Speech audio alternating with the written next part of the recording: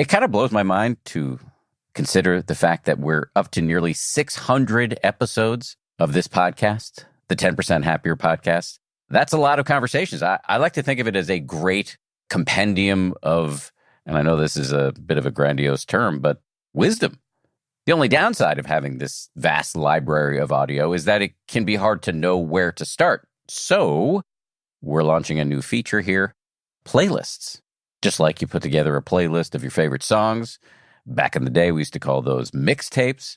Just like you do that with music, you can do it with podcasts. So if you're looking for episodes about anxiety, we've got a playlist of all of our anxiety episodes. Or if you're looking for how to sleep better, we've got a playlist for that. We've even put together a playlist of some of my personal favorite episodes. That was a hard list to make. Check out our playlists at 10%.com/playlist. That's 10%, all one word spelled out, .com/playlist, singular. Let us know what you think. We're always open to tweaking how we do things, and maybe there's a playlist we haven't thought of. Hit me up on Twitter or submit a comment through the website. From ABC, this is the 10% Happier podcast. I'm Dan Harris. My guest today was employee number 107 at Google. He was hired as an engineer, but then his career took a kind of a strange little twist. He ended up spearheading the effort to teach meditation to the employees and executives at Google. His name is Chade-Meng Tan. Everybody calls him Meng.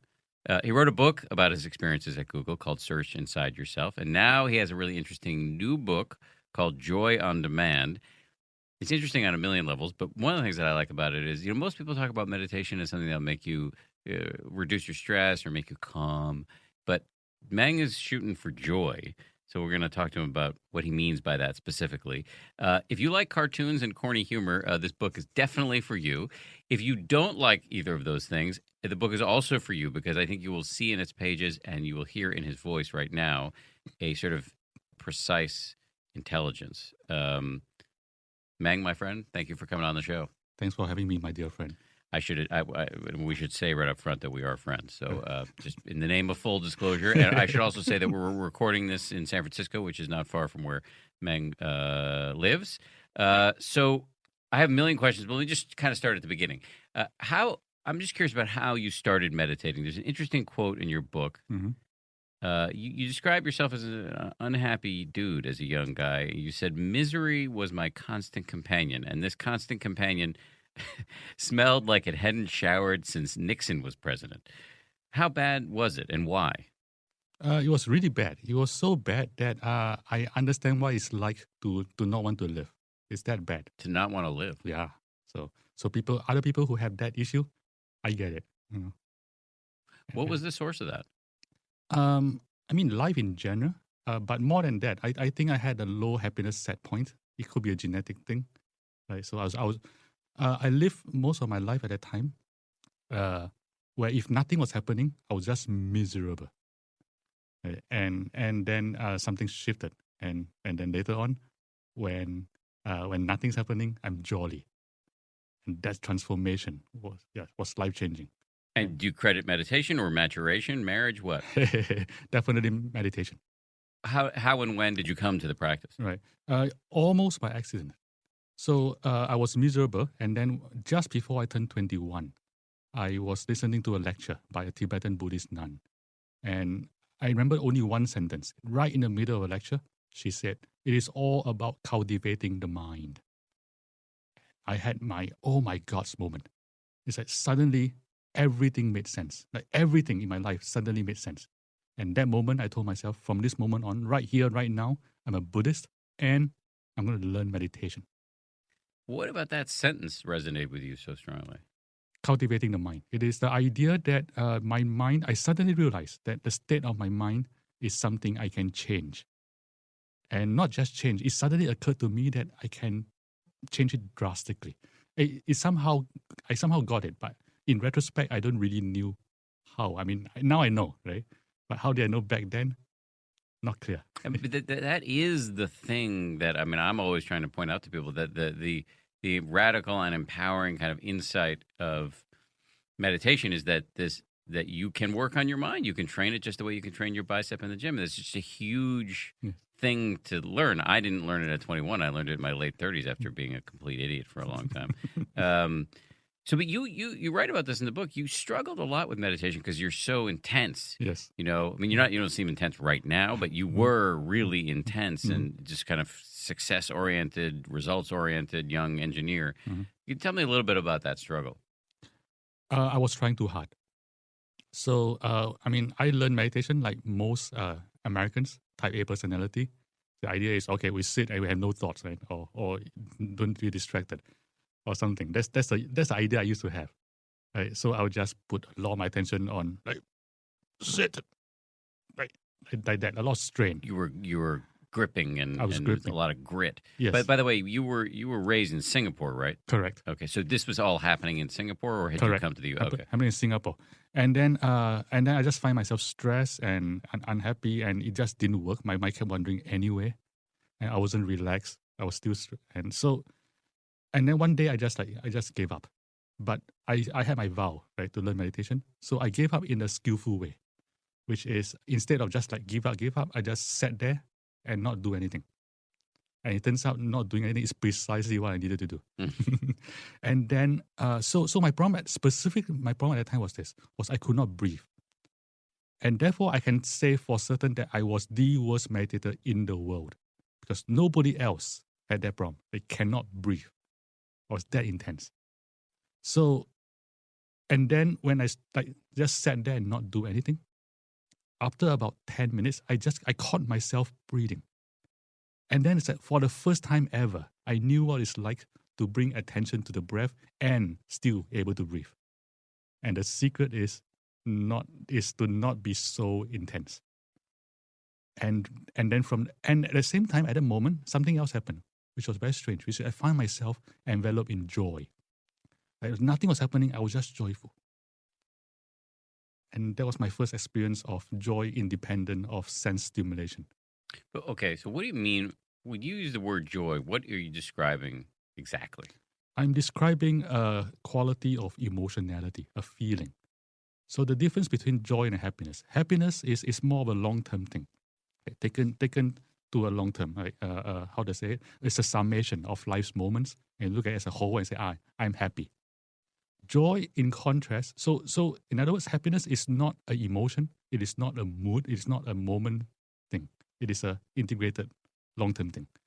Joy, in contrast, is a moment thing. It's a moment-to-moment feeling of pleasantness and pleasantness. So, but I can know pleasant without feeling what I would describe as joy, but I may be misunderstanding what joy is almost certainly. Because there are lots of pleasant things in my life, but they don't necessarily give me joy. But I guess your argument would be they're not giving me joy because I'm not attuned correctly to them. Actually, it goes beyond that.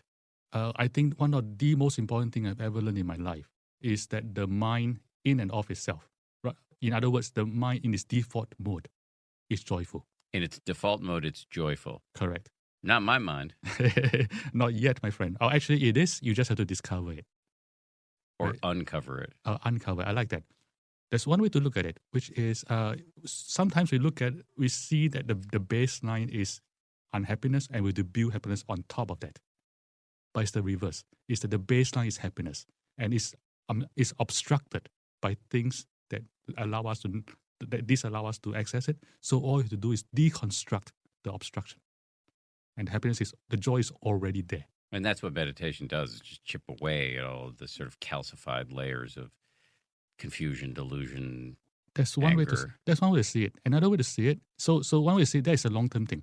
Another way to see it is a very short-term thing, which is that the mind when it's calm and clear at the same time, that is when you access that joy that's always there. And the analogy is the air conditioning in this room. Right? It's always there. That the sound of air conditioning. But if you're talking, you don't hear it. But the moment you're silent and you pay attention, you hear it. And you find it's always there. And it's the same thing. The joy in the mind is always there. The only thing you need to do to access it is to quiet the mind and pay attention. Shut the hell up and get out of the way. Shut the hell up and be there. Right. Yeah. So Okay, we started talking about joy, and I want to come back to it, but I want to get a little bit back to you. Mhm. One of the things you say that you realized as a very type A dude Mhm. was that you had assumed that success would lead to happiness. Yes. But you ended up coming to the conclusion that it was the other way around. Yes. Walk me through that. So I was raised. I'm Chinese. Right? I was raised in Asia, and we had this Chinese thing, the tiger mom thing. Was your mom a tiger mom? Uh, not as bad as most other moms, but she's Asian. She's Chinese. So we always been taught since we're young, work hard, so that when you grow up, you'll be successful, and then you'll be happy. Right? Turns out it's precisely the reverse. According to the scientific literature, if you're successful, it doesn't make you happy. However, the reverse is true. If you're happy, you will be more successful. And numbers are compelling. For example, all other things equal, the happy salesperson is 37% more effective at selling. And if you think about it, it kind of makes sense, right? It's like all things equal, who will you buy from? You buy from the grumpy guy or the happy guy? You kind of prefer to buy from grumpy guy. And how much more? It turns out about 37%. Yeah, but okay. So if you're a boss, Mhm. isn't it better to be feared than loved? No, the studies, the research says that is so the first question, do you have to choose between being loved and being effective as a boss? And this research says you choose both at once. So there was a fascinating study, I think from Stanford, where the researchers were looking out. They looked at the population of the most effective and least effective leaders, managers in a certain company, looking for the difference.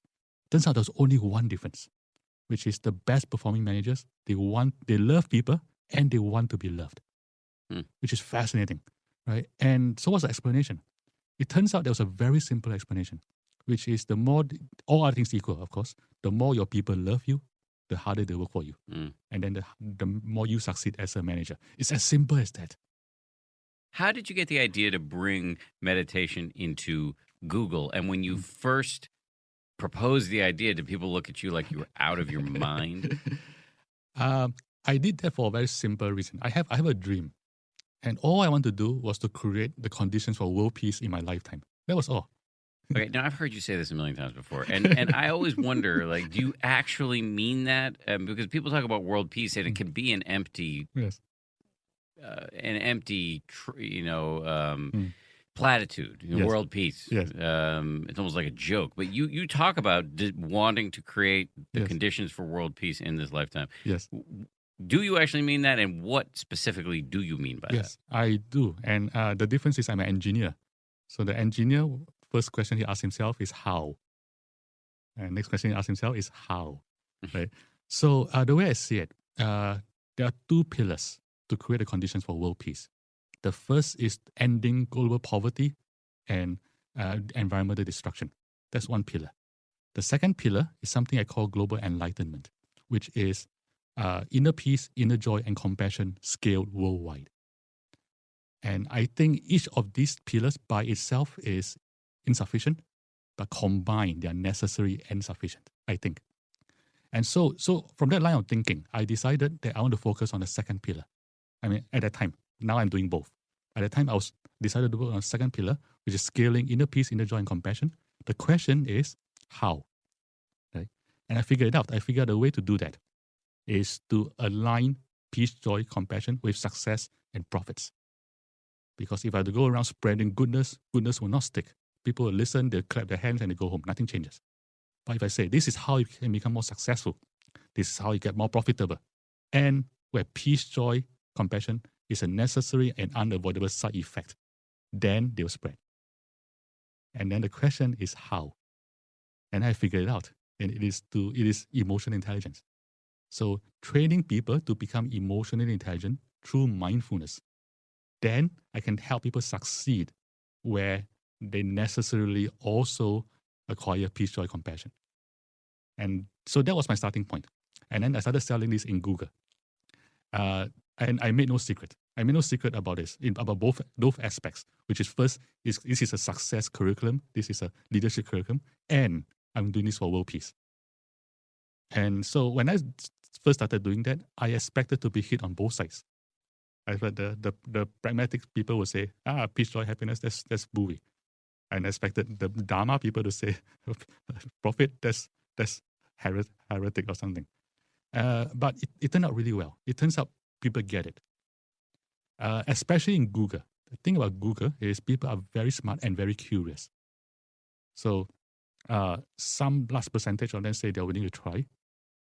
Some percentage say this is all hippie bullshit, and they're willing to try. I mean, the guy came to my class and he told me in those words, this is hippie bullshit. But he stayed in the class. He listened with curiosity, and I gave him the science and everything, and he was convinced. And he came back the next week and the week after, and so on. What do you think of the critics of corporate mindfulness? Because there are many who believe that this is kind of a perversion of the Dharma. I think that their hearts are in the right place. Right? It's good to be concerned. It's good to be concerned about people, and it's good to be concerned about purity of Dharma. And I think those critics are coming from there. So that makes me happy. And also it keeps me honest. So the way I see it, I'm doing this work as an upaya. Upaya means skillful means. Means starting from where the student is rather than from where the teacher is, and then helping the student get into upward trajectory. Right? And starting from student is in the corporate world means success and profits. The challenge is doing this while preserving the purity of Dharma. And I think the way to do that is first, how should I say it? I tell you how not to do it. The way to not do it is to have only the relaxation piece. And I'm saying, this is it, there's no more. Right? I think the way to do it well is to include all three pillars of practice, all three pillars of Dharma in the practice of corporate mindfulness. And the three pillars are, first, the calmness and relaxation. Second, insight and wisdom. And third, I think most important of all, kindness and compassion.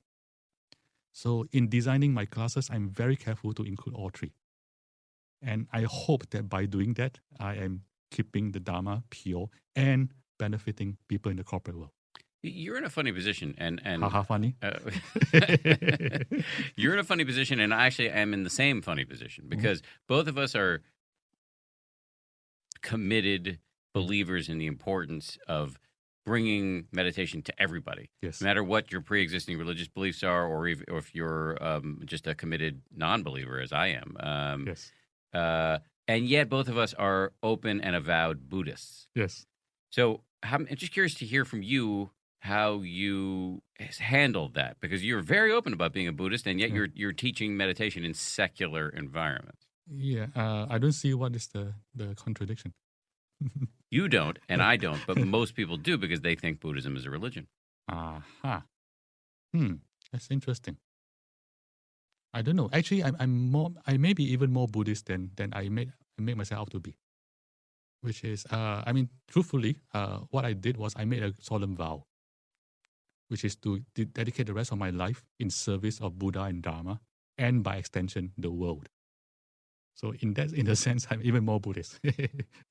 And I think that because of that vow, secularity becomes a really important piece, right? Because if we only serve a certain small population of self-proclaimed believers, then we are not doing justice to humanity and to Buddha and Dharma, in my opinion. But is it a barrier? Because Search Inside Yourself Institute, which now started as something that was this meditation / emotional intelligence curriculum that was being taught inside Google, is now being taught at other corporations. But you're going around writing books and being on podcasts and giving speeches where you talk about the Buddha and your solemn vow and all that stuff. Do people say, "I don't want you to come into my corporation. You're a Buddhist. I can't do that. I'm going to be drummed out by my Christian or Jewish or whatever employees." I haven't had that problem yet, and I'll tell you why. The first reason is that I'm very careful to use the word Dharma, and rather than teachings of the Buddha. And Dharma I define here as universal law, universal, especially when applied to, especially relating to suffering and liberation from suffering. And you find that Dharma is not an exclusive domain of Buddhism. Dharma is everywhere, in every religion, and even in secular ethics. Right? So we're just like teaching universal law, and the practices allow us to become better human beings. So I think, and also as you see in the curriculum, it's very scientific, based on science, and we are very careful to use a language that is secular. So, for example, in SIY for a long time, I banned the B word. Buddhism. Yes, yeah, Buddhism or Buddha. So how well did that work out? Surprisingly well. So I'll tell you a story. One time I was giving a speech. I won't tell you who or what or when, but I was giving a speech, and then I forgot to return the earpiece as I was done. They escorted me off the stage. They forgot to ask for the earpiece back. So I was backstage. I could hear what was on stage. And so the vice chairman of the company who invited me, they came on stage. And he said, like literally behind my back, he says, as you guys know, I'm a Christian and that guy's a Buddhist. And what he just said on stage, I agree with everything he said. I was like, wow, behind my back, he said those wonderful things. So I was very happy. And for me, I felt that this working, right? I mean, my carefulness in separating Buddhism away from Dharma and Dharma away from secular teaching so that I can reach the world is working, I think. I think there's some evidence to support that view. So let me just talk a little bit more about you specifically, and then I want to talk about the book. You make repeated references in the book, actually, to the fact that even after you started meditating, you had periods of real despair. Oh yeah. What's going on there? Welcome to life, my dear friend. In life, there's always despair. I mean, things happen. Indeed, it does. So you're not one of these types who goes around saying you start meditating and everything, all your problems will be solved. As your practice deepens, you find that more and more problems are solved. Or rather, actually, there are a couple of levels. On one level, fewer and fewer things become problems. Right. And then when there are problems, they are more likely to be resolvable. And when they're not resolvable, they're more likely to be manageable. You retired about a year ago from Google? About 6 months ago. 6 months ago. Okay, sorry. And I remember getting the email announcing your retirement. And one of the things you said you were going to do is to start meditating 3 hours a day. How's that going? Not going well. I managed to do it for 40 days and 40 nights. I figured I owe myself at least that. Right? And then what happened? So I tell this joke, which unfortunately is true, which is I'm working on 4 things and each one is taking half my time. So the 40 days and 40 nights, I discovered that if I keep doing that, my to-do list just keeps getting longer and longer. My inbox getting bigger and bigger. And I was failing in that aspect. So now I'm down to like 75 minutes a day. That's pretty good still. It sucks. And and I'm hoping that over time, maybe at the end of the year, I have fewer things to do, and the book being out and so on, and then I can go back to 3 hours a day. I'm rooting for you. So let's talk about the book. Okay. It's just filled with all of these very practical pieces of advice. Joy can sound like one of these words that we throw out. We don't really talk about. I mean, we don't really know what we're talking about when we talk about it. But you're very precise.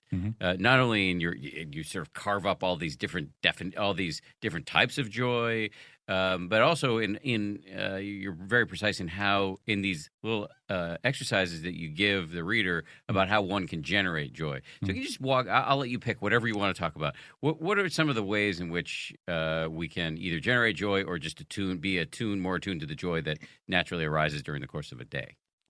Can I give 3 suggestions? Is that too much? You can give as many suggestions as you want. The floor is yours. Okay. So the first suggestion is this. This is a 15-second practice, but I tell you what it is. It's a 3-breath practice. Each breath takes about 5 seconds. 3 breaths. Yeah. Okay. The first breath, you bring full attention to the process of breathing. So I call this step collecting attention. The second breath, calm the body, whatever that means to you. And the third breath, invite joy. And if you don't know what that means, try smiling. And you may notice that you are a little bit happier already. There's some joy in there already. And the reason is each of these 3 steps is conducive in joy in and of itself. collectedness of attention is conducive to joy. Calming of body is conducive to joy. Smiling, or maybe just even thinking, I want to be joyful, is conducive to joy. Combine 3 together in 15 seconds. You find joy arising already. So is it going to be the kind of joy that I would experience if I won the lottery, or the kind of joy that I would experience if, I was 15 years old and the prettiest girl in the school was willing to go on a date with me? What kind of, is that what I should be expecting, or is it more subtle? It's more subtle. It's more subtle and it's more sustainable. So the thing about winning a lottery and having a girl go on a date is it doesn't sustain itself for very long. Number of seconds, number of minutes, or some number of hours, maybe days. But the type of joy that I'm talking about, and there's a technical term, sukha, S-U-K-H-A. And some this people, is the technical Buddhist term. The technical sukha, Buddhist term, yes. Yeah. Some people translate it as low, non-energetic joy. So the joy that doesn't require energy. And because it doesn't require energy, there are 2 features. The first feature is very subtle. And second feature is extremely sustainable. And so once your mind is subtle enough to see it, to experience it, you can sustain it for a really long time. So there's a difference between excitement Yes. and joy. Excitement we get when we bite into a candy bar or, watch a great movie or all these sort of workaday pleasures that we get. That's different from what you're talking about. Yes. Again, the technical term for that form of joy is piti, P-I-T-I, which means, again, sometimes translated as energetic joy, sometimes translated as rapture. But not so sustainable. Not so sustainable. That's one feature. The other feature you find is that wherever there's piti, there's always sukha, but not vice versa. So wherever there's an energetic joy, there's always a subtle joy, but not always the other way around. Academy is a new scripted podcast that follows Ava Richards, a brilliant scholarship student attending Bishop Gray Academy, the country's most exclusive boarding school. Academy takes you into the world of a cutthroat private school where power, money, and sex collide in a game of life and death. Binge all 10 episodes of Academy early and ad-free on Wondery Plus. Okay, so back to your 3-breath exercise. On the 3rd breath, when I'm inviting joy. Yes. I mean, I've been meditating for a little while. Again, I'm not some master, but I wasn't feeling joy because I've been doing this the last couple of days. Right. Does that mean I'm a terrible meditator, or I'm just not looking for the right thing? What's the deal? Did you try smiling? I didn't try smiling. So that's it. The thing about smiling is, the thing about face and emotion, the face expresses emotion, but it's also the other way around. What is in the face also affects emotion. So maybe try that, a full smile or a half smile, whatever that means to you, and see if that works. And there are lots of other. So can you tell us some other ways that you? So that's one. Another way to increase joyfulness in life is to notice thin slices of joy in real life. For example, when I'm thirsty, I drink a sip of water, and during the sip of it, I have the jolt of joy, and it's very subtle. It lasts for like maybe 1 or 2 seconds. So it's thin in both space and time. And because it's thin, we tend not to notice them. So the practice is simply to notice that they exist. That is all. And once you do that, after a while, you notice that it's everywhere. That thin slice of joy, moments of joy, permeates life all the time. You actually do a great job of listing little thin slices of joy that we miss most of the time. That minute that the hot water in the shower hits you, yes. Eating, that first bite of food. Yes. All these little things that are happening to us all the time that we overlook because we're in such a rush or whatever. Correct. That if you would just tune into them, yes. Here you go. Yes. The thing about tuning in is it leads to something even more important and even more effective, which is familiarization. By tuning in often, the mind familiarizes with joy. And the word familiar is related to the word family. It's basically the same word. I mean, it's the same root. And so after a while, the mind treats joy like a member of the family or like a best friend. It's always reliable. It's always there. And that's how the mind becomes inclined towards joy with very simple practices like simply noticing. Now, I don't know if the following is a disagreement between me and you or if it's a misunderstanding. Probably the latter. But one of the things that I've always been taught about meditation that I find heartening in some ways is that it's the goal is not to feel a certain way. It is to feel whatever you feel clearly. Yes. So people feel like they've failed meditators because they don't feel calm or they don't feel whatever. But and I'm always reassuring people by saying, no, it's not a big deal. The whole point of mindfulness is just to be with whatever's there, so that off the cushion when you're attacked by anger or impatience, you're not yanked around by it. But here you are saying we can get joy on demand. So to my ears, there are parts of that seem problematic. Correct me where I am wrong, my friend. You're not wrong. It's actually both. They're both true at once. So first thing is the context. It turns out, at least in early Buddhism, the version that was in the Nikayas, taught by the Buddha, joy is dominant in the practice. For example, the way the Buddha described the path, he calls it the good and safe path to be taken joyfully. And then in this description of the path, for another example, the 7 factors of enlightenment. Piti, the energetic joy, is one of the factors. And then when he talked about the path from suffering, from dukkha to enlightenment, I can't remember the name of enlightenment.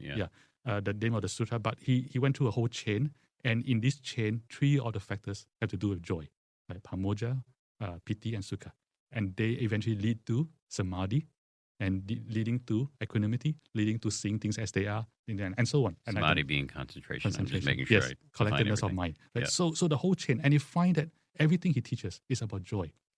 Even metta, when you talk about loving kindness. Why do loving kindness? Because it's joyful. So joy is an integral path or integral piece of the Buddha's teaching. Even samadhi itself, collectedness of mind. It is one of the most important aspects in meditative practice. Even for that, the Buddha says, the proximate cause of samadhi is joy. Sukha specifically. Sukha leads directly to samadhi. The Buddha was incredibly technical, and I think people can hear this in some of the things some of the foregoing here. And he was almost like OCD in how technical he was, and these what mind state leads to the next, what emotion kind of leads to the next, the proximate cause of X is Y. To you as an engineer, is that very appealing? Oh, I love it. Every time I read it, I feel I'm home. Yes. So in a sense, what I'm doing, I see the way I see it is I'm continuing the tradition, right, of the precision of the languaging and something else. So this is a slight diversion from what we just talked about. You find that the Buddha is also, I think, deliberately secular. And so the context was this. The context was one day the Buddha is in the forest and he picked up a handful of leaves. And he asked the monks, which is more, my handful of leaves or the leaves on all the trees in the forest? And monks say, well, a handful of leaves, right? And the Buddha says, the trees on the forest, this is what the Buddha knows. The leaves in my hand, this is what I teach. So what the Buddha teaches is a tiny subset of what he knows.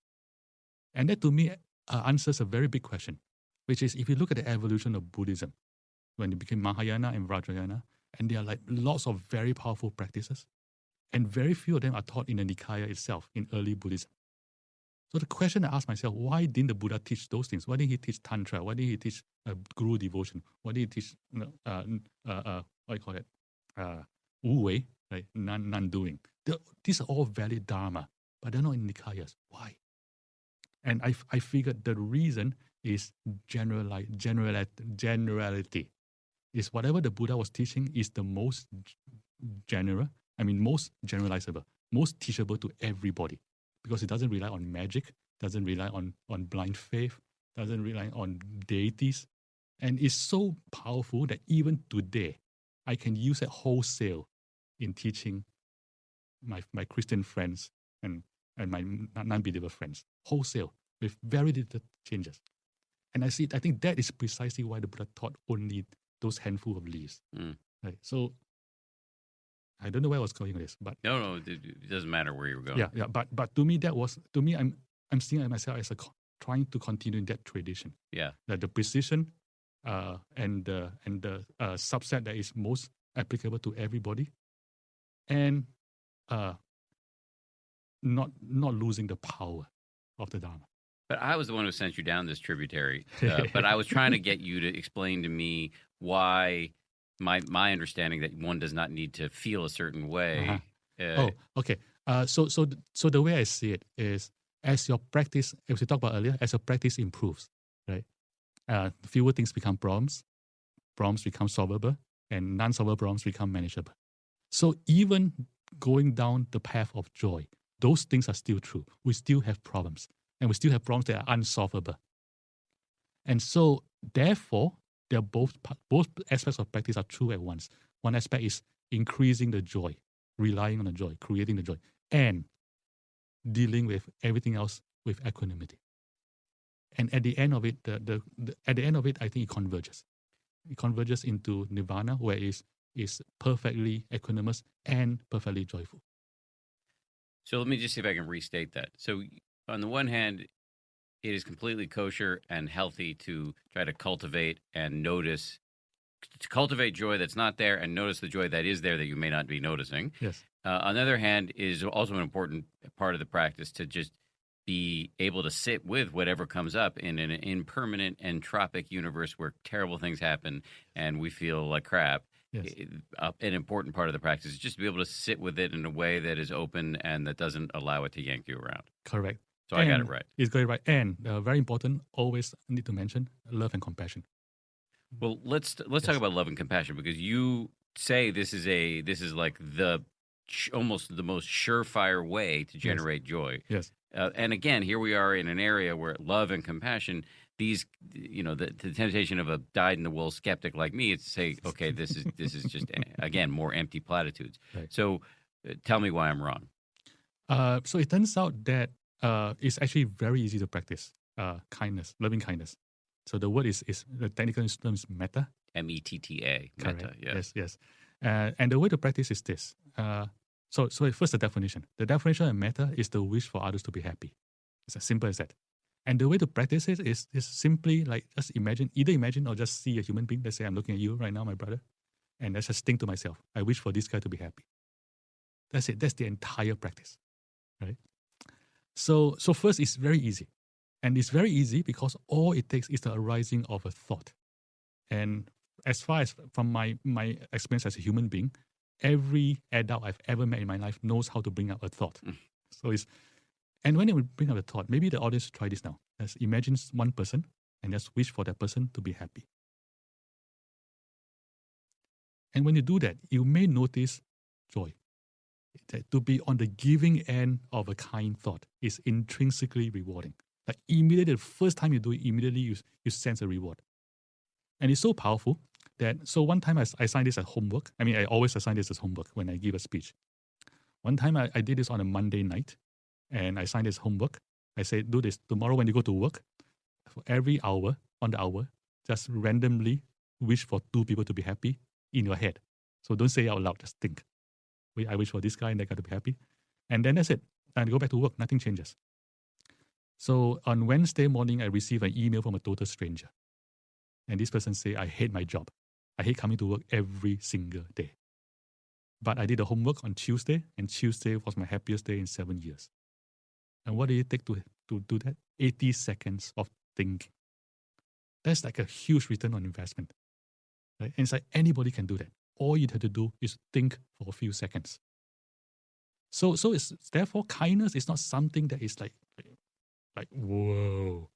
It is just something that you can practice within a few seconds, and already you get the effect. So the only thing is the more you practice, the easier and the more powerful it becomes. And as you describe in the book, I mean, we're wired for this. We're social animals. We evolved to have interactions with other humans, and so there's something good about it. Something that feels good about it. Yes, not just we're social, we're ultra social. Ultra social. Yes, we as far as I know, we are the only mammals that are ultra social outside of naked mole rats. But they're kind of an exception because outside of who? Naked mole rats. Naked mole rats. So they're a species of moles. Naked mole rats? Yeah. Okay. Yeah, but they live like ants. They live in colonies of very closely related relatives, and so therefore they're ultra social. Mm-hmm. But outside of that, human beings are the only ultra social member. In fact, outside of insects, we're the only ultra social animal, except naked mole rats. And one way to think about it is the way my friend Tom puts it. He went to a zoo, right? And he went to San Francisco Zoo, and he was looking at tigers, and somebody told him, and there are 10,000 people in the zoo, and somebody told him, if you put 2 male tigers together, they kill each other. And then he looked back, and there are 5,000 human males in the zoo, and nobody's killing each other. And that's autosociality. Right. Right. So the difference between social and autosocial animals is that we work with other human beings who are not closely related to us, like not even remotely related, not even cousins or second cousins. We work and live together. And so there has to be a mechanism for autosociality to work, the neural mechanism. And my suspicion, and I could be wrong, is that the mechanism is precisely what I just said, which is wishing for others to be happy is itself rewarding. Mm-hmm. And that's how we create autosocial species. I personally think that makes a lot of sense. Mm-hmm. You talk about thinking about your own death as something that will bring up joy. For me, it doesn't directly. I know there are people who say I know there's research that suggests that. So the research suggests that if you're thinking about joy, then you're more likely to be thinking about death. Thinking about death. Yeah, sorry. Yeah. Thinking about death, you're more likely your mind is biased towards joy for some amount of time. And for example, if you're old, the older you are, the more you're closer to death, then the happier you are the more you appreciate life. Yeah, I've seen graphs that show that people are happy when they're kids, then they go to a huge trough all the way until when they get old. Yes. Oh, yeah, it's called parenthood. And marriage, but don't quote me on that. Your mileage may vary. But so, how should I put it? The thing about death, actually, I do more than that. I do something we call the five contemplations. And so every day I remember 5 things. I am subject to aging. I am subject to illness. I am subject to death. Everything that I hold dear will eventually be separated from me. And I'm the owner of my karma, the creator of my karma, and heir to my karma. These 5 things. And on the surface, these 5 things are very depressing. And for me, it leads me to a state of mind which is quite unpleasant. And there's a technical term for it in Pali. And the technical term is samvega. And samvega is the feeling of, urgency. Like looking at how, understanding from these 5 reflections that there is no such thing as permanent happiness in life the way we live it. So there's an urgency, and also there's a discomfort. And sometimes the discomfort can lead to depression. So to balance samvega, there is something called pasada, again the technical term, which basically means the practice of calmness, of insight, wisdom, and of kindness and compassion. And they balance each other out. So without samvega, without the urgency, you kind of get stuck in the spiritual sense. But if you only have pasada, you don't have samvega, there's no urgency to move forward. Then you kind of like get stuck again in a different way. I think there is a. I'm sorry. No, you had more to say. Sorry.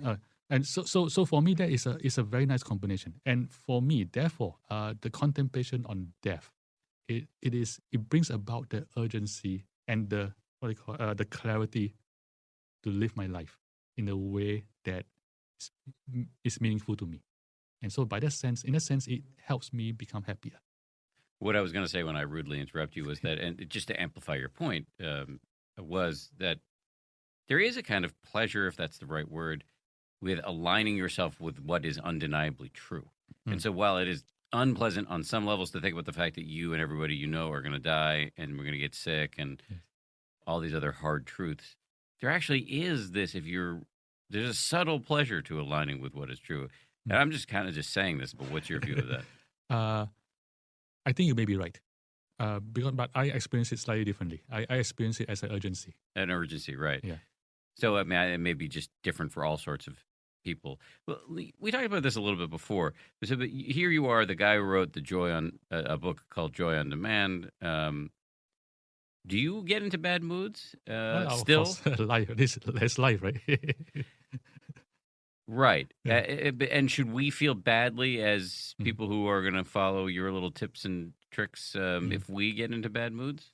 No, don't feel bad. Because if you feel bad about feeling bad, then it's called meta suffering. The suffering about suffering. Yeah. Or the Buddha, there's this term from Buddhism, but the second arrow. That's right. You get hit by an arrow, you feel like crap because you got hit by an arrow. But then you feel, the add on this whole story. Why am I always the dude who's getting hit by an arrow? That's a second arrow that That's you were applying voluntarily. That's right. So I agree with that.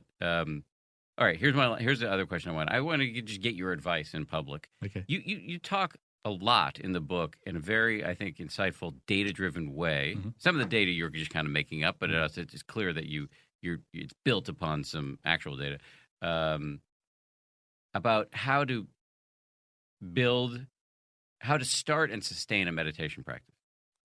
So I'd be curious just to your advice to my listeners about how to do that, and also your advice to me about somebody who's got a meditation app now where we're trying to get people to start meditating and stay meditating. Right. So just free associate, if you will, about any of that.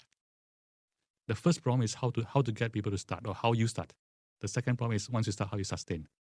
And I think they are not the same. Because if you solve one, it doesn't necessarily solve the other. So getting people to start, I think a couple of key aspects of this idea. One key aspect is this idea of a minimum effective dose. Right? It's a dosage that you give that there's a minimum dosage that you give that is effective. So if you give less than that, it doesn't work. Then the person says, it doesn't work. But if you give too much beyond that, then it's overdose. Then you say, whoa, I can do this. So there's an understanding of where the minimum effective dose is and applying just the right amount. Right? So that is, I think, the key concept in getting people to start. So what is the minimum effective dose? So in the old days, I'll say 2 minutes. I get people to do meditation for 2 minutes and then they get it. And now I think is one breath is enough. And the way I do it is this. I get people to take one breath where you bring full attention to one in breath and one out breath, whatever full attention means to you. So people do that. Maybe you do one breath right now.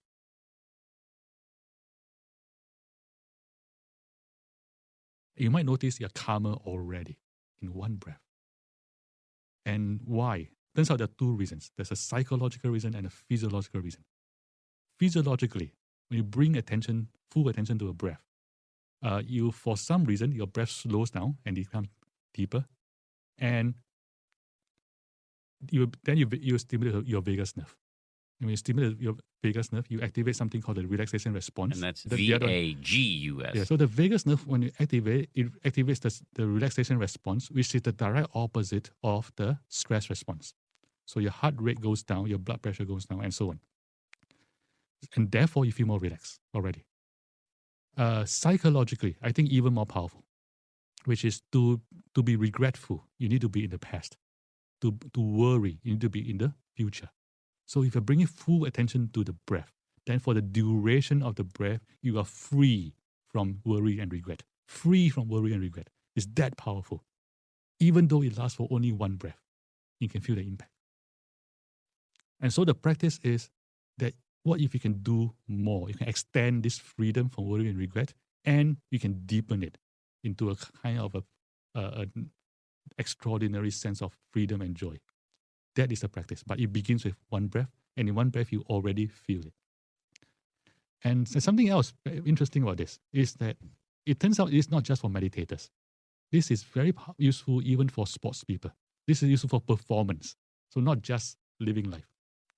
And the best example I know of was tennis players, which is tennis players, the best tennis players in the world, the ones who win the Wimbledons, they develop this skill, which is what we just talked about, which is between points, 10, 15 seconds between points, they're able to rest their minds and bodies so effectively that they're more rested before the next point begins, and therefore they can sustain high performance through the whole game, and therefore they do win Wimbledons. And so I asked that to Novak when I finally met him. Novak Djokovic? Yes, best tennis player in the history of the game. Yeah, also an active meditator. Yes, yeah. And I didn't know at that time. Yeah. But I asked him, is this true? Do you have this skill? Do you develop this skill? And he said, yes, and this skill he said this, he didn't say those words. Let me see so this is the key for him. He confirmed that this is the most important part. And so the exact words are this. The exact words he said, at my level, tennis is no longer a physical game. It's a mental game. And the way to win it is to be able to calm your mind and always think clearly. And so I think that's why he's the best tennis player in the world, because he's a meditator, in addition to his training as tennis player. Of course. So that's how you start, is to figure out the minimum effective dosage. But how do you keep people meditating? Yes. That in and of itself, it turns out to be a very tough problem. So even for people in my class, right, they come to my class for 8 weeks or whatever number of weeks it was, and then because some other versions is a 2-day class, and universally they say this changed my life. And then 10 weeks late after the class, 20 weeks after the class, are you still meditating? No. Did it change your life? And so like why? It was very vexing to me. And I realized that the gym has the same problem. Right? The people, they come to the gym and they don't come back. And I know the guys at the gym, they have programs to encourage people to keep coming back. And they didn't work so well. So the question is why? I think the reason is because it's kind of boring in a sense. The gym and meditation, they're both kind of boring and they take time. And it's like there's always something else to do that's more important, like doing your next report or, I don't know, watching cats on YouTube or something. So how do you solve this problem? And again, I look at sports for inspiration. And or rather for inspiration and as an analogy. And there are a couple of solutions. One solution is informal practice. So in sports, it means, for example, instead of taking the elevator, take the stairs. So you integrate the practice into your real life. So for meditation, it means moment-to-moment mindfulness in real life. That helps, but it doesn't replace going to the gym. It doesn't replace formal practice. The other solution is community. So gym buddies. If you have a gym buddy, you're much more likely to go to the gym. Same thing with meditation. A buddy or a group, you're much more likely to practice. But again, it's very hard in America today to gather your friends for 20 minutes every day. Right? But this is where an app can come in. You can create a little community. Maybe, yeah. So maybe. In order for community to work, the key word I think is accountability. You're accountable to your friends. And therefore, maybe that could be the weakness of the app. If there's no accountability. Except for you could build it into the app that you could see who's meditated and who isn't, and you can give them crap if they haven't, and that kind of thing. That will work well, yes. Yeah. So that's a possible solution. There's a third solution, which I think works really well in sports, and I think works really well here, which is joy, which is why I wrote the book, by the way. It was the original intention I wrote the book. So in sports, in exercise, what they did is they gamify sports. They gamify exercise, and they call it sport. Right? And because it's gamified, people do it for fun. Gamified, yes. Yeah. They do it for fun, and therefore they exercise. And so the trick for me is therefore let's gamify meditation. But it turns out I can't do that because sports is stimulus driven, and anything stimulus driven can be gamified. Meditation is stimulus free. Anything stimulus free is not easy to gamify. And so I realized something. I realized that there's a way to do that, which is the joy point. Right? In every meditator's career, there's a point where sitting is consistently joyful. And that is when it's self-sustaining. Right? So for a teacher, for me, the key question to ask is, how do I accelerate my students towards that point? And I thought about it for a few months, and I realized that was the wrong question to ask. The correct question to ask should be, how do I front load joy into the timeline of the practice? And then the question is, how far do I front load it? And I realized, first breath. So starting from the first breath, already we emphasize the joy in the practice. And again, I feel that I'm not doing anything unorthodox because that was how the Buddha taught it. The Buddha taught it as a path of joy. So front load joy all the way to the beginning. Therefore, they are much more likely to reach a joy point much earlier and then sustain their practice. Well, this idea is what makes the book, I think, so fascinating and I think practical and useful. And I'm glad I read it, and I'm glad you came on the podcast. Meng, thank you very much. Thank you so much for having me, my friend. Again, my thanks to Meng. I also want to thank my producers who are amazing, Lauren Efron, Josh Cohan, Sarah Amos, Dan Silver, Steve Jones, Andrew Kalb, and also to the listeners of this podcast. If you're into it, please rate us, review us, recommend us to people. And if you have any suggestions about people you want me to have on or questions you want me to ask or topics you want to explore, just hit me on Twitter. I actually read it at Dan B. Harris. Thank you. See you next time.